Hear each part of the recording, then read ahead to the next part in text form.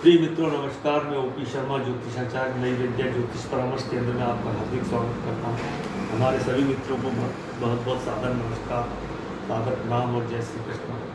लघु पाराशरी के कुल 42 श्लोक की एक बुक है लघु पाराशरी, जो कि महर्षि पाराशर जो कि ज्योतिष के जनक है, ज्योतिष के रचयिता, ज्योतिष के फाउंडर हैं, उनके द्वारा ये पुस्तक रची गई है, ग्रंथ रचा गया है। और ये जो सूत्र है 42, ये हम जब प्रिडिक्शन करते हैं, दशाओं का प्रिडिक्शन, दशाओं का जो फलित करते हैं, उसमें बड़े ही यूजफुल होते हैं। तो आज इसके पूर्व श्लोक क्रमांक 6 का विवरण दिया गया था, आज श्लोक क्रमांक 7 का हम विवरण देते हैं। तो मित्रों सुनिए कृपया और ये इसका उपयोग कीजिए हमारे आप अपने फलित में। तो मित्रों, सौम्य ग्रह यदि सौम्य ग्रह यदि केंद्र के स्वामी हो तो उनकी शुभता में कमी आती है या शुभ फल नहीं देते। उसी प्रकार क्रूर ग्रह भी केंद्रेश हो तो उनकी अशुभता में कमी आती है या अशुभ फल नहीं देते। सौम्य ग्रहों से तात्पर्य नैसर्गिक शुभ ग्रहों से और क्रूर ग्रहों से तात्पर्य नैसर्गिक अशुभ ग्रहों से। इस श्लोक में कहा गया कि सौम्य नैसर्गिक शुभ ग्रह यदि केंद्र भाव 4, 7, 10 के स्वामी होते हैं तो शुभ फल नहीं देते। इसी प्रकार क्रूर ग्रह यदि केंद्र भावों के स्वामी होते हुए अशुभ फल नहीं देते। इसी प्रकार इस प्रकार के व्यवहार को तटस्थ व्यवहार कहते हैं कि शुभ भी नहीं और अशुभ। तटस्थ का शाब्दिक करते हैं तट पर अर्थात किनारे पर, किसी भी तरफ में, उदासीन, न शुभ न अशुभ। इस तटस्थ प्रभाव को श्लोक 10 में केंद्राधिपति दोष से संबोधित किया गया।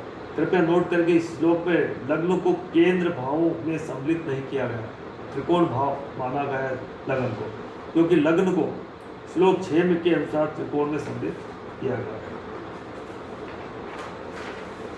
जा चुका है। इस श्लोक से ये अर्थ भी कदापि नहीं निकालना चाहिए कि नैसर्गिक शुभ ग्रह केंद्र 4, 7, 10 के भावों के स्वामी होने पर शुभ न रहने के कारण अशुभ फल देने लगे।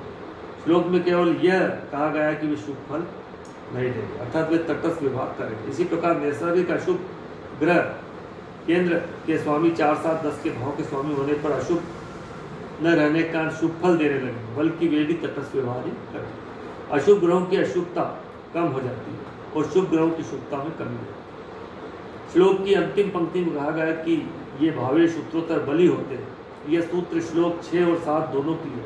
उत्तरोत्तर बली से तात्पर्य केंद्र के चौथे भाव से अधिक बली सप्तम भाव और सप्तम भाव से अधिक बली दशम भाव होता है, अर्थात दशम भाव केंद्र का सबसे बली भाव माना जाता है, सशक्त भाव। इसी प्रकार त्रिकोण भाव के लग्न अल्प बली, पंचम मध्यम बली और नवम सर्वाधिक बली माना। नवम भाव को सर्वाधिक बली त्रिकोण माना जाता है। इस उत्तरोत्तर नियम को केंद्र त्रिकोण और त्रिष्ठाय भावेशों पर निम्न रूप से चित्रांकित किया जा सकता है।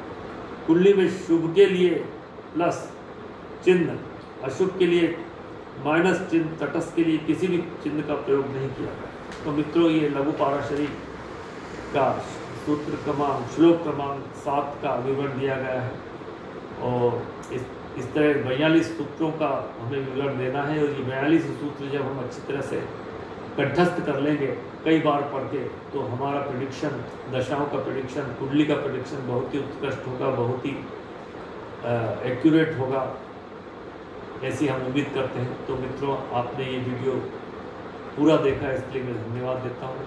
वीडियो को अच्छा लगा हो तो लाइक कीजिए, चैनल को सब्सक्राइब कीजिए, शेयर कीजिए। मित्रों नमस्कार।